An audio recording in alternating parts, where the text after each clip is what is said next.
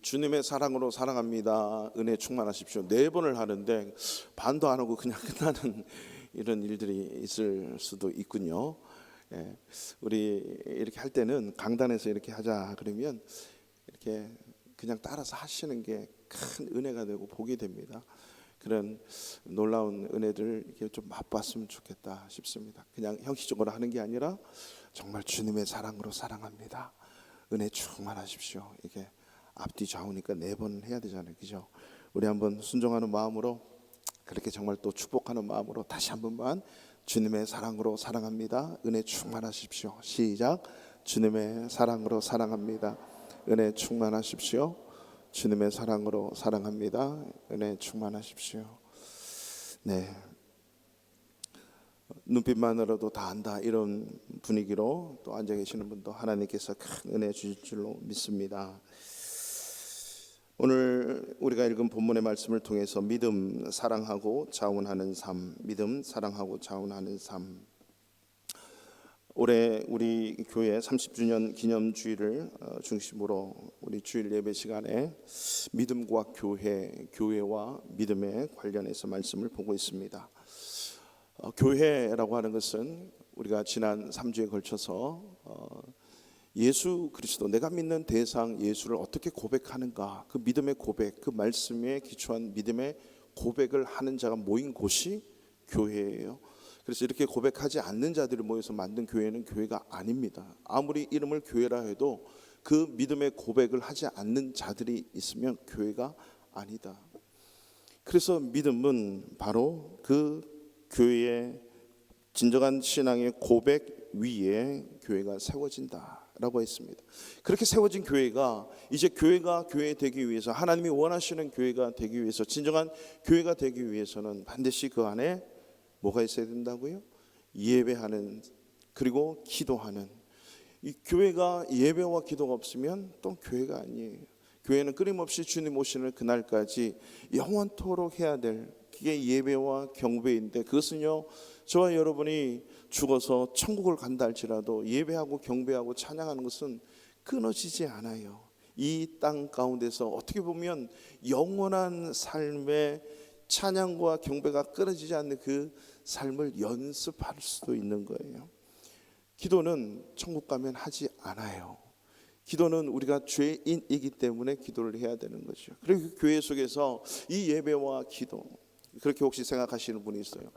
이렇게 지겨운 예배를 또 천국 가서 영원토록 예배해야 되나? 이런 예배가 아니에요. 그때는 죄가 없는 몸으로 부활해서 죄 없는 자가 드리는 진정한 예배예요. 에덴 동산의 회복보다도 더 감격스럽고 기쁘고 즐겁고 말로 표현할 수 없는 그 감동의 그 예배가 천국에서 하늘나라에서 이루어진다는 거죠. 그것을 미리 하나님께서는 영광의 맛을 보라고 이 땅 가운데 교회를 통해서 예배를 하게 하시는 거예요.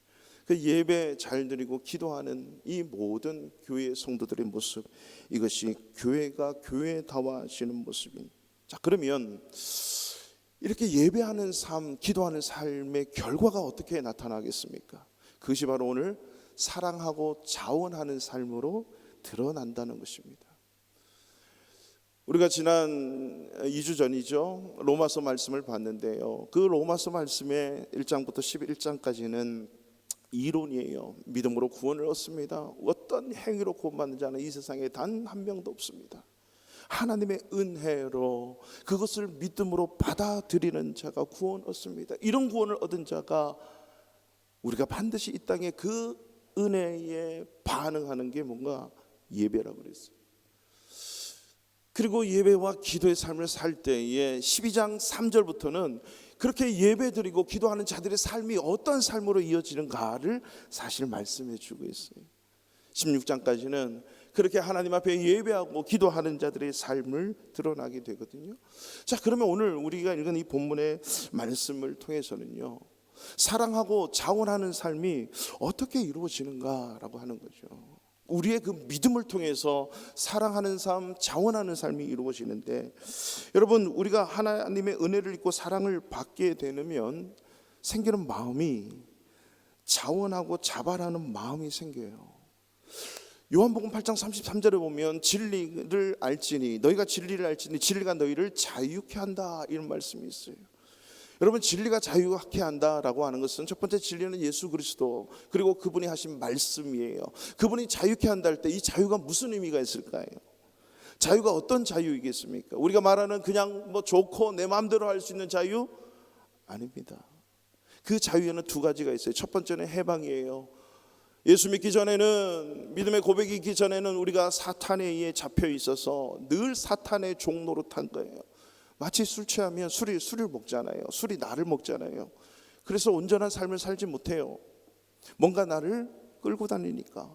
그것에서 자유함이 됐으면 해방되어서 얼마나 즐겁고 기쁘겠습니까? 이게 자유의 해방의 기쁨. 두 번째는 자발적인 마음인데, 그 자발적인 마음은 기쁨의 마음이에요. 자발적인 마음이에요. 예배하는 사람, 기도하는 자들은요, 이런 기쁨이 있어요. 이런 자원하는 자발적이 있어요. 해방되는 마음이 있죠. 예배를 똑바로 못 드리니까, 기도가 뭔지 잘 모르니까, 기도하지 않으니까 이런 삶을 못 느끼는 거예요. 우리에게 주신 특권이자 우리에게 주신 구원받은 자의 마땅히 해야 할 삶, 교회가 교회다워지기 위한 첫 번째 삶, 이게 예배하는 자예요. 기도하는 자예요. 교회가 예배가 없고 기도가 사라지면 교회, 온전한 교회가 될 수 없는 거죠. 그래서 자원한다라고 하는 것은 자기 스스로 원해서 무엇인가 행한다, 그것이 자원하는 것입니다. 자발적으로 아낌없이 드리게 되는 거죠. 원래 구약에 보면요, 이스라엘 백성들이 출애굽해서 너무나도 그 감사 감격해서 성막을 만들게 되는데, 그 성막을 만들 때 이집트에서 얻은 그 모든 금은 보화들 갖고 있었던 것을요 다 갖고 와요. 그래서 모세가 됐다 그만 가져와라, 자원하는 마음으로 모아서 성막을 짓게 돼요. 뿐만 아니라 솔로몬 성전이 지어질 때도 자원하는 마음으로, 기쁨으로, 자발적인 마음으로 마구마구 가져와요. 자기 모든 것을 드리게 되는 거죠. 왜? 하나님을 사랑하니까, 하나님을 제사하기 위해서. 이게 자원하는 거죠. 신약시대에도 예수님께서 오늘 말씀하셨고, 많은 사도들이 자원하여 사역을 하라라고. 어떠한 주의 일을 할 때, 주의 사역을 할 때, 교회에서 일을 할 때 자원하는 마음으로 하셔야 돼요. 기쁨이 없고 감동이 없고 감사가 없으면 여러분, 빨리 예배의 자리가 회복되고 기도의 자리가 회복되어야만 감사와 감격과 감동이 있어요. 자원하는 마음이 없으면 여러분, 주의 일을 하는 것이 너무 고통스럽고 고충스러워요. 세상 일도 억지로 죽지 못해서 한다, 이런 분이 혹시 있습니까? 마지못해서 하는 분. 하지만 세상의 직업도 보케이션, 천직, 하나님이 내려주신 직업이다. 조지 워싱턴처럼 나는 구두를 닦고 마당을 쓸고 청소부로 일을 하더라도 이것은 하나님이 주신 천직이라는 사명을 가지고 마당을 쓸고 청소를 하고 구두를 닦았다고 해요. 왜요? 하나님의 은혜가 느껴지니까. 교회는 이렇게 자원하는 믿음, 자원하는 마음은 가진 자들이 많아져야 돼요. 사랑하고 자원하는 믿음의 삶을 사는 자들이 많아져야 하나님이 원하시는 교회가 됩니다. 억지가 아닌 자발적인 마음이고, 마지못해 하는 마음이 아니라 기쁨과 즐거움으로 가득한 마음이에요. 만약에 이런 마음이 없으면 빨리 예배의 자리를 회복하고 기도의 자리를 회복하여 주님이 주시는 그 자원하는, 진리가 너희를 자유케 하리라, 그 말씀 가지고 감당해야 된다는 것입니다. 우리가 맡은 직분도 마찬가지예요. 이 목사도 마찬가지고, 우리에게 주신 모든 직분들이 다 즐거이 기쁨으로 감사함으로 자원하는 마음으로 드리는 거죠. 예수님을 대접할 때 마르다는 열심히 봉사하면서 늘 불만이 있었어요. 제 동생 저 앉아있지만 말고 뭔가 좀 나를 도와서 일을 하게 해주세요. 아무도 나를 도와주지 않는다는 그 이유 때문이에요. 그럴 것 같으면 내버려 두라는 거죠. 아니, 너 그거 하지 말고 마리아처럼 내 발 앞에 와서 먼저 내 말을 들으렴. 이게 더 좋은 거야. 주님이 가르치는 거예요. 지금 가서 돈가스 만들고 밥 안 해도 되고 음식 안 만들어도 돼요. 먼저 말씀을 들어야 돼요. 우리가 주의 일하는 모든 게요, 여러분, 예배하는 사람, 기도하는 사람 되지 않고 주의 일을 하게 되면 불만이 있고 불평이고 아픔이 있어요. 원망이 있는 거죠. 주님이 과연 그렇게 원망 가지고 불평 가지고 주의 일을 하라고 우리를 불러주셨을까요? 그렇지 않죠. 이렇게 즐거이 드리고 사랑하고 자원하는 마음이 뭐가 있을까요? 우리가 예배를 드리고 기도하는 삶을 살면요, 첫 번째 하나님이 사랑스러워져요. 하나님의 그 사랑이 얼마나 큰지를 깨닫게 되죠. 두 번째는 그 마음으로 하나님 그 사랑 은혜 때문에 내가 무엇을 해야 될까요 하면서 자발적으로 하게 돼 있어요. 여러분, 사람도 내가 은혜를 입고 사랑을 입게 되면 그래도 내가 가진 것에 최선을 다해서 가장 소중하고 가장 가치 있는 것을 포장을 하고 사서 포장을 해가지고 그저 그렇게 드리잖아요. 왜? 기쁨으로 감동으로 드리잖아요. 선물할 때, 은혜를 입었을 때. 하물며 지옥가 있어서 영원히 죽었던 우리를 자기 핏값으로 대속하고 속량해서 사서 영원한 천국으로 옮겨주셨는데 그 은혜가 정말 감사하다면 이 자원하는 마음, 사랑하는 마음은 그대로 드러나게 되는 거죠. 그렇기 때문에 우리는요, 기도할 때 끊임없이 놓치지 말고 기도해야 되는 거, 십자가의 날 위에 죽으신 그 주님의 은혜와 사랑이 얼마나 크고 놀라운지를 깨닫게 해달라고. 이것이 바로 에베소 교회를 향한 바울의 간절한 기도 제목이었어요. 2차 전도 여행 때 바울이 에베소 교회를 개척하고 그곳에서 목양을 하면서, 그리고 3차 전도 여행 다니고 하면서 감옥에 들어있을 때 에베소 교회 성도들을 향해서 기억하면서 기도하는 거예요. 내가 너희들을 위해서 기도합니다. 당신들을 위해서 기도합니다. 사랑은, 주님의 사랑이 얼마나 그 사랑이 큰지, 즉 그 사랑의 넓이와 길이와 높이와 깊이가 얼마나 크고 길고 넓은지 깨닫기를 원합니다. 이랬던 에베소 교회가 예수님의 요한을 통해서 처음 사랑을 버렸노라. 이미 열심히 믿음의 수고도 있고 인내도 있고 말씀을 지켰지만 사랑을 버려버린 거예요. 주님으로부터 책망을 받는 거죠. 그 사랑은 어떤 사랑이에요? 십자가에서 날 위해, 성도를 위해 죽은 그 사랑 뿐만 아니라 그 사랑에 반응하는 우리의 아가페의 사랑이, 이 사랑을 버렸대요. 이 사랑을 지키지 않았대요. 그렇기 때문에 저와 여러분들은 하나님을 예배하고 하나님께 기도하는 삶을 통해서 우리를 죽기까지 사랑하신 그 사랑이 얼마나 크고 놀라운지 그 사랑에 감복해서 엎드려 찬양하고 기도할 수 있는, 그러므로 하나님을 사랑하고 자원하는 마음으로 우리의 믿음의 삶을 살아갈 수 있는 저와 여러분 되기를 주님의 이름으로 축원합니다. 그것이 하나님을 사랑하고 내 교회 성도들, 우리 가족들을 서로 사랑하고 그 아가페가 이웃을 향하는 내 동료, 내 직장, 내 이웃을 사랑하는 것으로 드러나게 되죠. 이게 사랑이에요. 그렇기 때문에 예배와 기도하는 삶을 통해서 우리는 하나님과의 관계, 우리 가족, 우리 성도, 이웃, 믿지 않는 사람들과의 관계 속에서 이렇게 사랑하고 자원하여 섬기는 삶으로 드러나게 된다. 이게 진짜 하나님이 원하시는 믿음이고 교회가 추구해야 되고 세워져야 되고 원하시는 교회를 만들어 가야 될 저와 여러분의 성도들의 믿음이다라고 하는 것입니다. 오늘 본문에서 예수님을 따라다니던 제자들이 예수님의 말씀에, 교훈의 말씀을 듣고 뭔가 하나 질문을 하게 돼요. 자, 누가복음 17장에서 예수님이 먼저 이 앞에서 1장 4절까지 1절부터 4절까지는 두 가지를 말씀하시는데, 믿음 연약한 형제들을 실족하게 하는 일을 하지 마라. 그 실족하게 하는 것은, 이것은 뭐 제가 오늘 말씀을 드리는 주제가 아니기 때문에, 실족하게 한다면 그 연자맷돌을 목에 매서 바다에 어떻게 던져지는 것이 낫다. 여러분, 이 표현을 어떻게 생각하세요? 형제가 나를 인해서, 믿음 연약한 형제가 실족을 했어요. 실족을 했으면 실족했구나. 그러면 내가 연자맷돌을 목에 걸고 바다에 던져줘야 돼요. 그러면 죽으라는 소리잖아요. 예수님이 과연 그렇게 죽으라는 말씀을 하실 것인가? 아닌 거예요. 예수님이 하신 말씀 중에는요, 해학적인, 즉 유머스러운 표현이 정말 많이 있어요. 너 그렇게 형제를 실족할 것 같으면 목에 연자맷돌 메고 빠져 죽어. 이게 빠져 죽으라는 얘기가 아니에요. 유머스러운 거예요. 그렇게 하면 안 된다는 거죠. 좀 생각을 깊이 하라는 거죠. 그리고 3, 4절에서는 회개와 용서에 대해서 나오는데 다른 성경에서는 이름 없이 7번 용서하라잖아요. 계속 용서하래요. 그러니까 용서는요, 내 마음의 감정과 내 기분의 상황이 상관없어요. 용서는요, 순종입니다. 믿음 있는 자가 순종하는 거예요. 용서는 순종이지 용서는 감정의 문제가 아닙니다.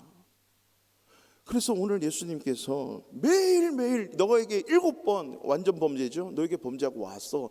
회개하면 그냥 용서해. 그거예요. 그랬더니 오늘 예수님이 5절에서 이 말씀을 들은 제자들이 5절에서 사도들이 주께 여짜오되 우리에게 믿음을 더하소서. 오늘 본문에서 말씀하는 사랑하고 자원하는 삶을 가능하게 하는 믿음 2가지가 오늘 우리에게 포인트입니다. 이 2가지가 어떤 믿음인가? 하나님을 사랑하고 내 가족, 우리 성도를 사랑하고 믿지 않는 예수 안 믿는 사람들을 사랑하고 그들을 자원해서 섬길 수 있는 그 믿음, 믿음의 삶 2가지. 그 2가지 믿음이 분명히 있어야 된다는 거죠. 그 2가지를 살펴보기를 원해요. 제자들이 이 주님의 교훈의 말씀을 듣고 질문을 하는데 우리에게 믿음을 좀 더해 주십시오라고 요구를 합니다. 자, 오늘 제가 17장 1절을 기록을 안 했는데요, 17장 1절에서는 예수께서 성경책 가지신 분들은 보십시오.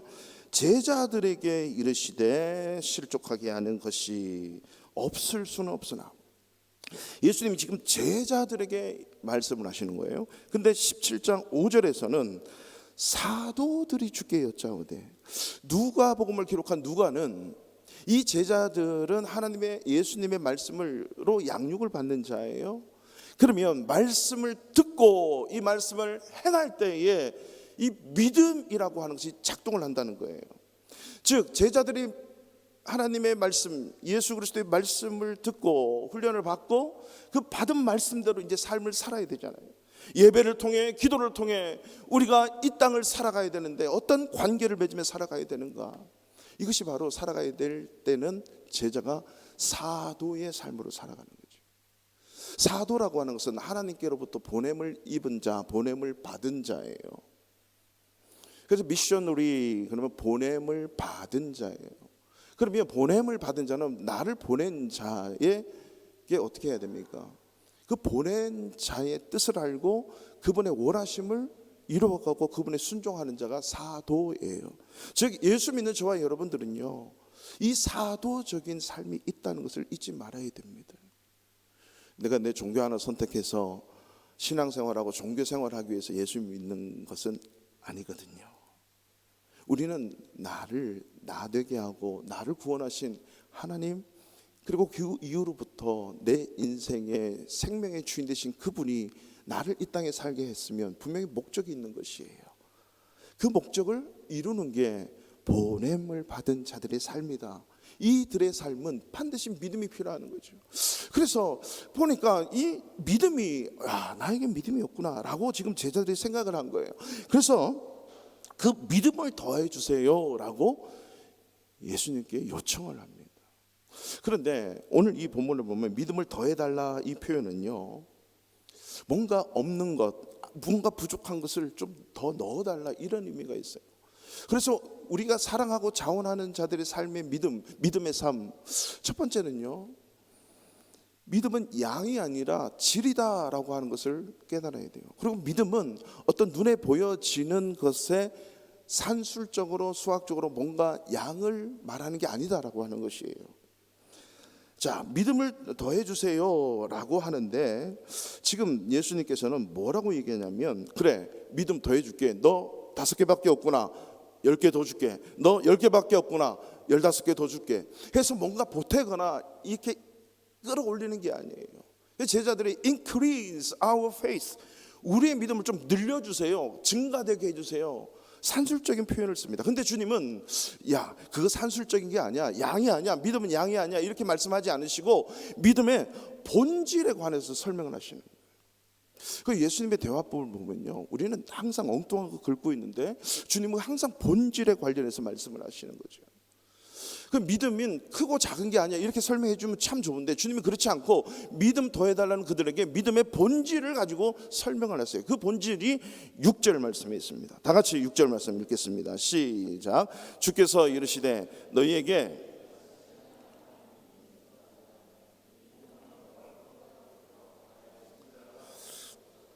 그것이 너희에게 순종하였으리라.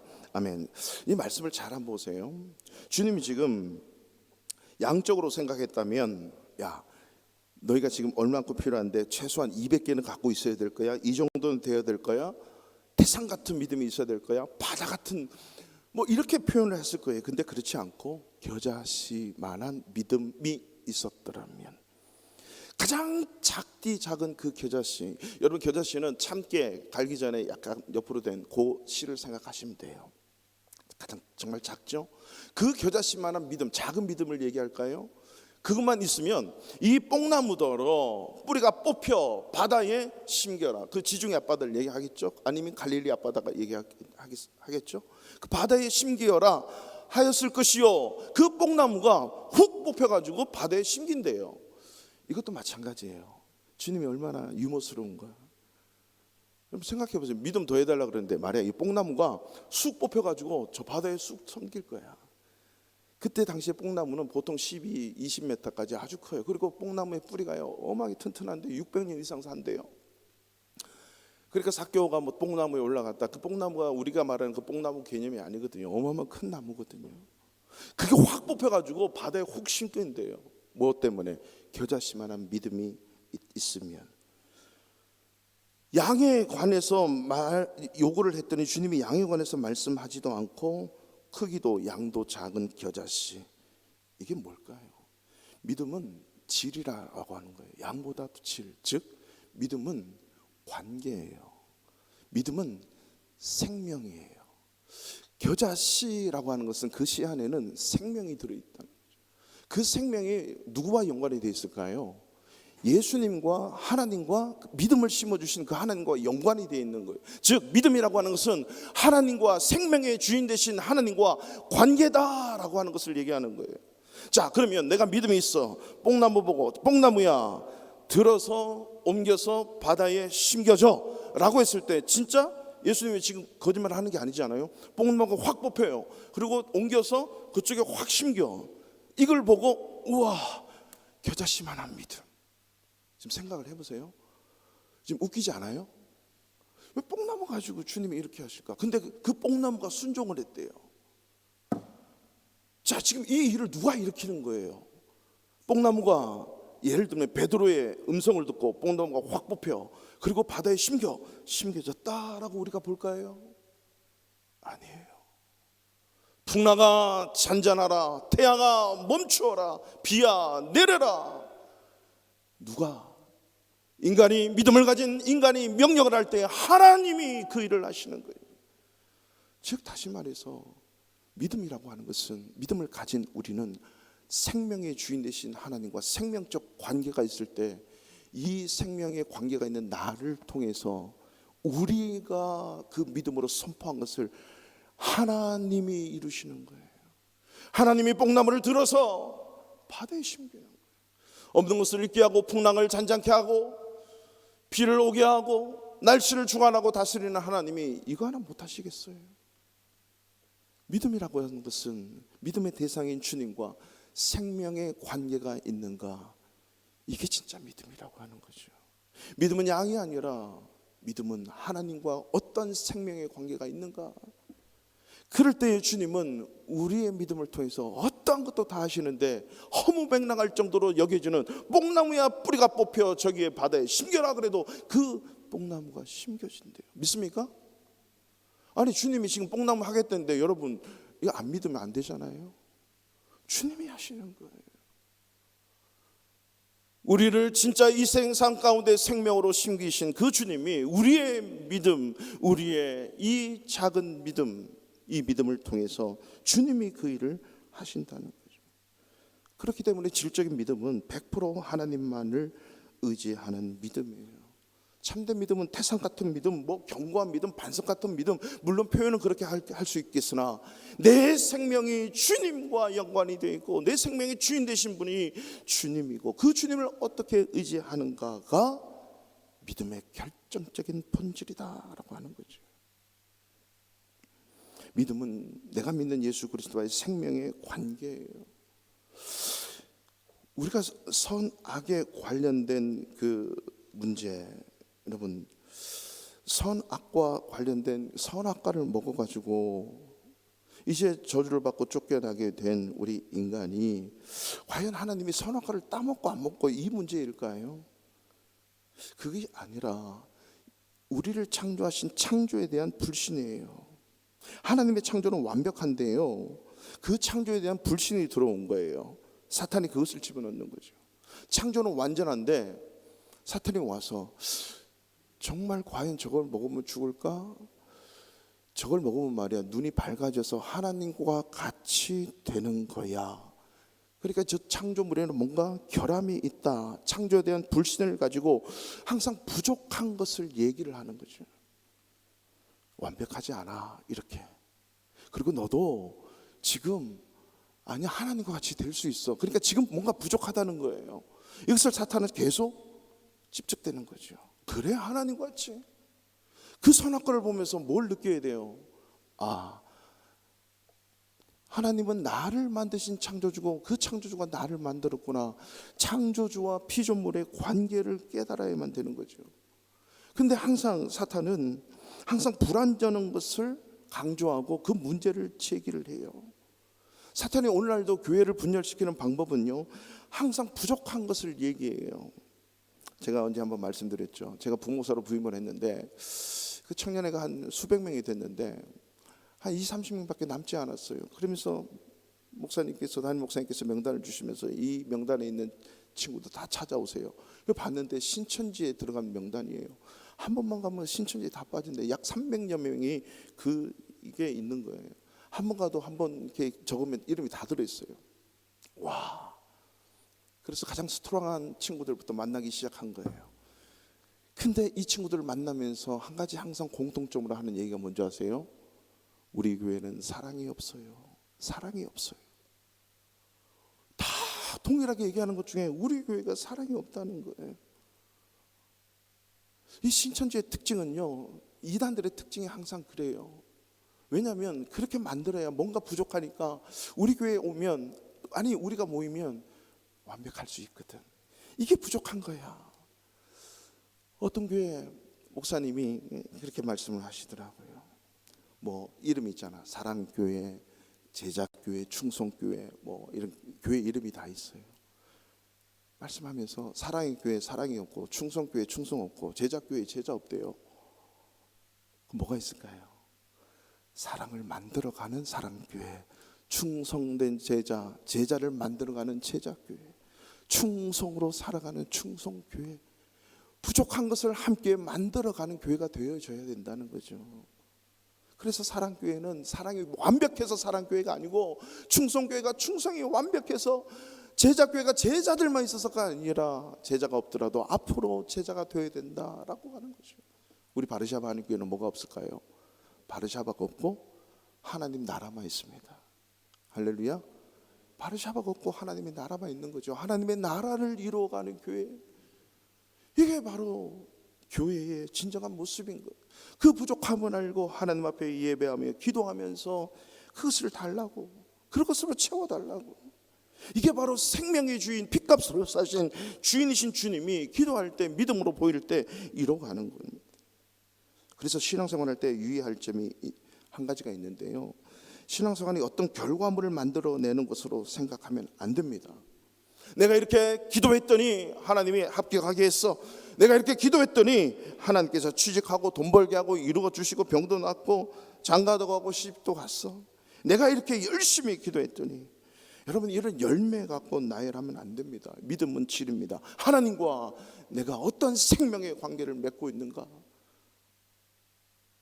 하나님이 나를 붙들고 있는가? 하나님이 손을 꽉 놔버리면 나는 넘어지고 엎어지고 자빠져야 돼요. 근데 하나님이 손을 꽉 놨는데 여전히 살아있고 여전히 내가 숨쉬고 있다면 그는 다른 뭔가 붙들고 있는 거죠. 주님과 어떤 생명의 관계를 갖고 있는가?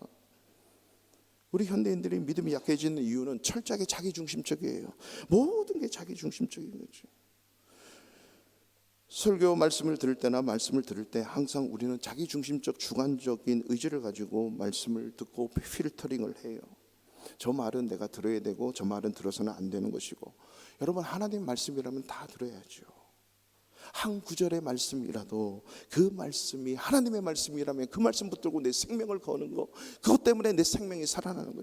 루터는 66권 중에 한 말씀이에요. 오직 의인은 믿음으로 말미암아 산다. 믿음으로 사는구나. 이것 때문에 생명을 거는 거 아니겠습니까? 오직 한 말씀, 한 구절이라도 그것이 내 생명의 주인 되신 주님과의 관계라면 그 말씀을 믿어내는 것입니다. 이게 믿음이다라고 하는 것입니다. 저와 여러분은 생명의 주인 되신 그 예수 그리스도와 이런 믿음의 관계가 형성되어 사랑하고 자원하는 삶이 우리의 믿음의 삶에 충만하시기를 축원합니다. 마지막 둘째로는요, 사랑하고 자원하는 믿음은 우리 삶의 믿음의 삶의 자세와 태도에 달려 있다는 것입니다. 믿음 있는 자가 살아가는 삶의 태도와 자세를 오늘 7절 이하 10절까지 말씀을 하시는 거거든요. 자, 오늘 한번 띄워주시겠어요? 너희 중에 누구에게 밭을 갈거나 양을 치거나 하는 종이 있어 밭에서 돌아오면 그대로 꼭 곧 와 앉아서 먹으라 말할 자가 있느냐? 도리어 그러더러 내 먹을 것을 준비하고 띠를 띠고 내가 먹고 마시는 동안에 수종을 들고 너는 그 후에 먹고 마시라 하지 않겠느냐? 명한 대로 하였다고 종에게 감사하겠느냐? 10절 다 같이 읽습니다. 이와 같이 너희도 명령을 받은 것을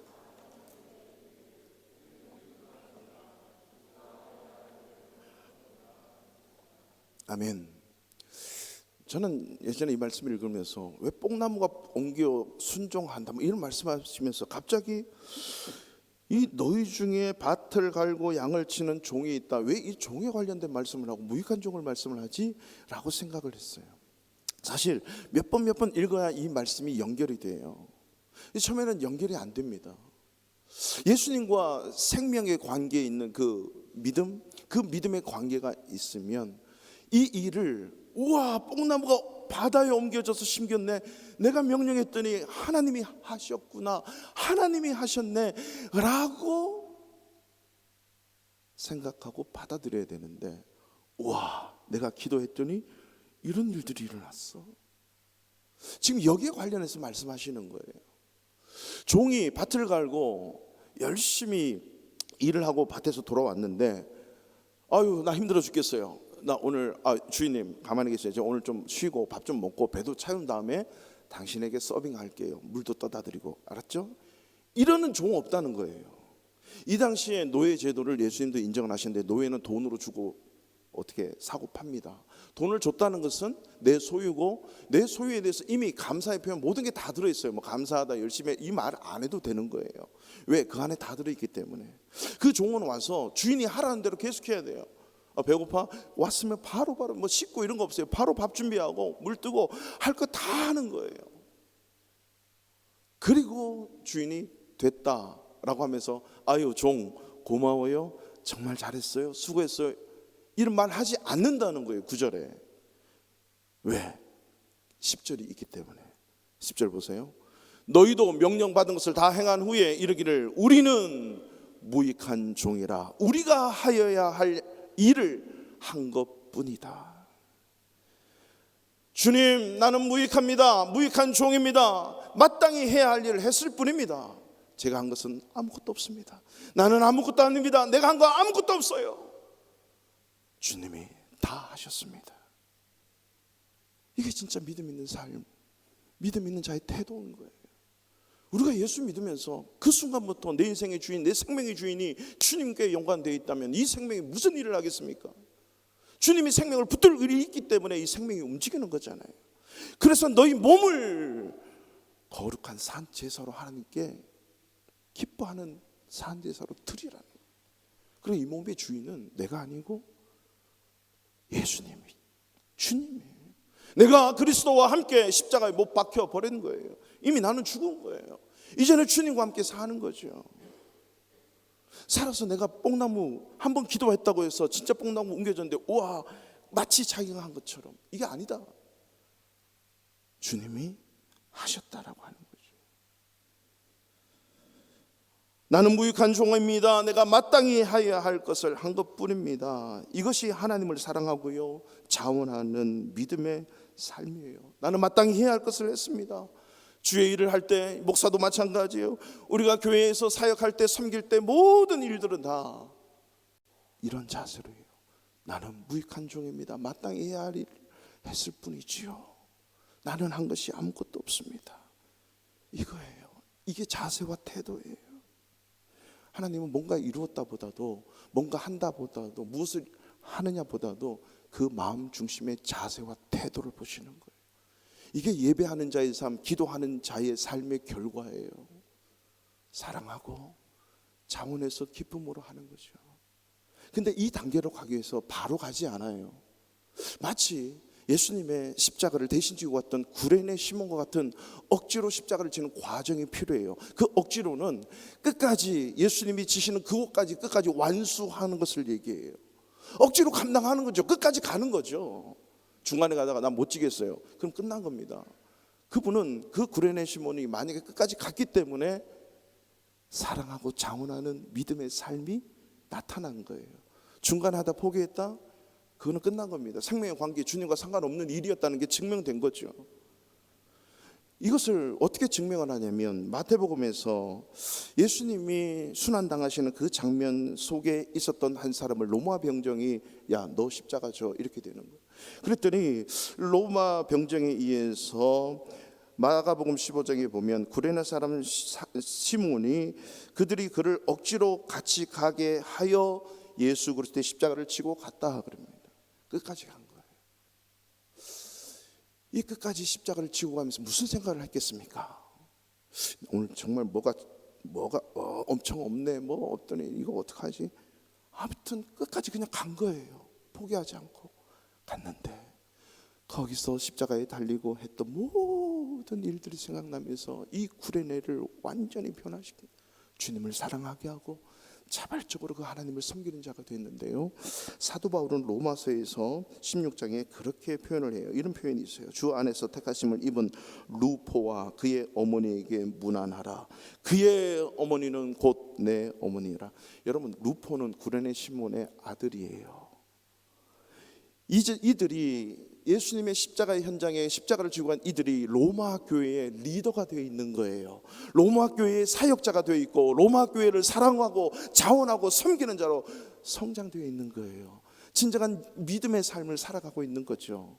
루포는 그의 아들이고 루포의 어머니는 나의 어머니다. 사도 바울이 그 시몬, 구레네 시몬의 와이프가 나의 어머니다라고 고백할 정도로 어머니라고 그렇게 썼다면 이 어머니, 이 루포의 아내는 뭔가 다른 거예요. 믿음이 다른 거예요. 아니, 주님이 원하시는 믿음을 가지고 있는 것이죠. 이러한 과정 속에서 주님은 우리에게 하나님을 사랑하고 자원하고 자유하는 그 기쁨의 믿음의 삶을 살아내기를 원하시는 거죠. 여러분 보십시오. 엄격하게 말하면 하나님을 위해서 저와 여러분이 할 게 뭐가 있습니까? 우리가 일 안 해도 하나님은 일하십니다. 믿습니까? 소예비실에 옛날에 웩 인터내셔널에 있는 캐치프레이즈를 제가 붙여놨어요. When we work, we work. When we pray, God works. 우리가 일하면 일일 뿐이에요. 하지만 우리가 기도할 때 하나님이 일하시는 거예요. 이런 은혜를 맛보는 자는 하나님을 정말 예배하는 자고 기도하는 자라고 하는 거죠. 우리가 주를 위해서 할 수 있는 건 여러분 아무것도 없습니다. 마치 이런 거예요. 한번 원리를 생각해 보십시오. 오늘 태양이 딱 떴어요. 마침 태양이 떴어요. 여러분, 태양이 빛을 내고 따뜻하게 해주고 열을 내게 하기 위해서 저와 여러분이 무엇을 했습니까? 저 태양이 떠서 빛을 주고 따뜻하게 해줄 수 있도록 여러분이 한 게 뭐가 있어요? 우리가 한 것은 CO2 막 떼대면서 오히려 구름을 만들고 오히려 태양이 뜨지 못하도록, 아니면 더 덥도록 하는 그 역할밖에 더 했겠습니까? 태양이 빛을 비추고 열을 낼 수 있는 그것을 위해서 저와 여러분이 한 게 없어요. 저 태양을 만드신 하나님이 하시는 거예요.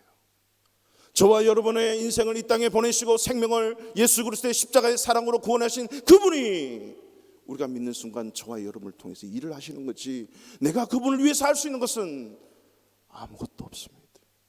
할 수 있는 것은 그분을 찬양하고 예배하고 인정하고 프레이즈하고 경배하는 거 외에 저와 여러분이 할 수 있는 게 아무것도 없다는 것입니다.